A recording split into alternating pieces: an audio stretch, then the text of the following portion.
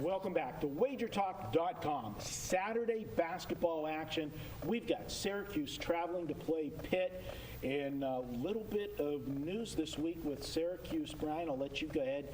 We'll start this video off with the big news out of Syracuse. Yeah, they did a self-imposed ban basically for the postseason this year.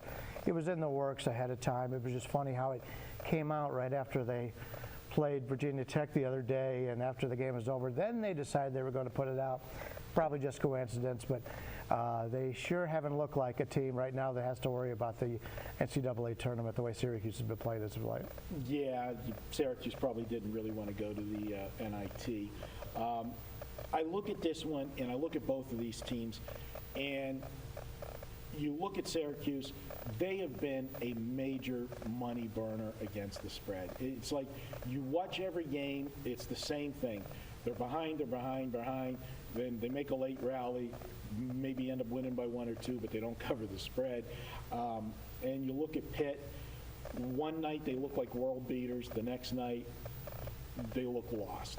One of the things that I think is a problem with both of these teams is, and I followed Pitt. I had tickets to Pitt and went to all the games. Jamie Dixon's team, and I love Jamie Dixon. I love what he did with the program after Ben Howland voted for UCLA and everything. He's a defensive-minded coach, and when they made the switch to the ACC, I just don't think the team is adjusting to the style of ACC play. You watch ACC basketball, you look at the Dukes, they like to get up and down the floor, they like, kick it out, shoot the three. It's an up-tempo game. That's not Pitt. That's not Syracuse. And I think that's why these two teams struggle. If you look, Pitt's best game of the year was 2 games ago. Saturday, they played Notre Dame. Notre Dame's one of the best teams, in the country. They upset Notre Dame on their home floor. What's the common denominator there? Notre Dame was one of those other old teams from the Big East. And I think because Notre Dame plays more of that style, it was better suited for Pitt, and Pitt was better matchup for them, and they got the job done. Then after the Notre Dame game, talk about an all-time sandwich game.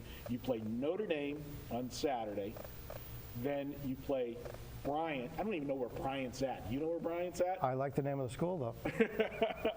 And they barely got by them. They only won by 4 or 5 points. Total sleepwalk game for Pitt. And Syracuse up next. You know that they were fat and sassy from the Notre Dame game, looking ahead to Syracuse up next, and almost got a major upset. And I think that's good here because it lets Jamie Dixon light the fire under them. You guys almost got beat by Bryant. You've got to focus. And I think that's what we need. And focus is the key phrase here because now with what's happened to Syracuse this week, how do you think that affects the team? To me, you could say, all right, we can rally around and us against the world, but they're getting penalized for something that wasn't even on any of their watch. I think this is going back to, I think I heard 2007 or 2005, 7, and that range. It's ridiculous that, they're getting penalized for something that was that many years ago. If I'm a player, I would be kind of, I'd be ticked off. And, don't want to use the Super Bowl word, but a little deflated with it. Getting a lot of puns in here today. What do you think, how it affects them? Yeah, I like the way you talked about how moving from one conference to another. We saw that in football. Rutgers and Maryland coming into the Big Ten, big physical conference. How many times do we go against those teams coming down the Especially late in the season, you were all over that when the teams were beat up. When you're beat up, when you're not used to playing physical teams like that. Different style of ball. Texas A&M goes into the SEC, the big flash and pass and everything, and Alabama's freaking out like, hey, this isn't football. I mean, you got to go with what you know, and that's what Pitt has been doing.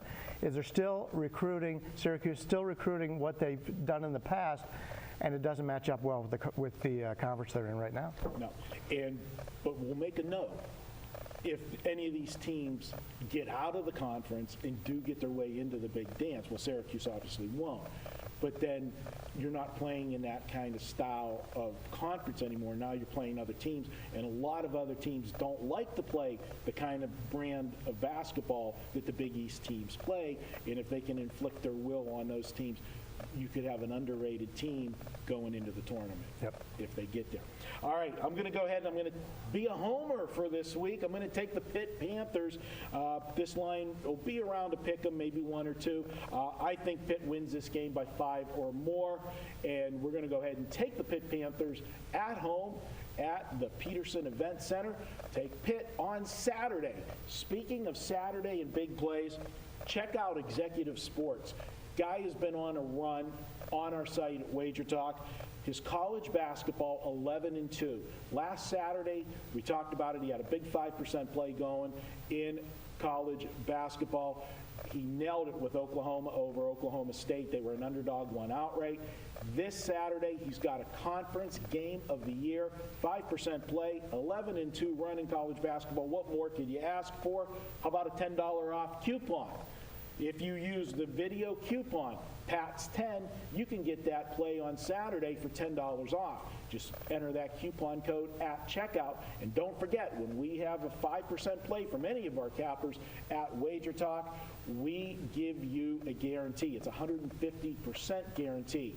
We sell the 5% plays for $30. If they don't win, we put $45 of wager bucks back into your account that you can use on that capper for future use. That's the way we do it at Wager Talk. We put our money where our mouth is.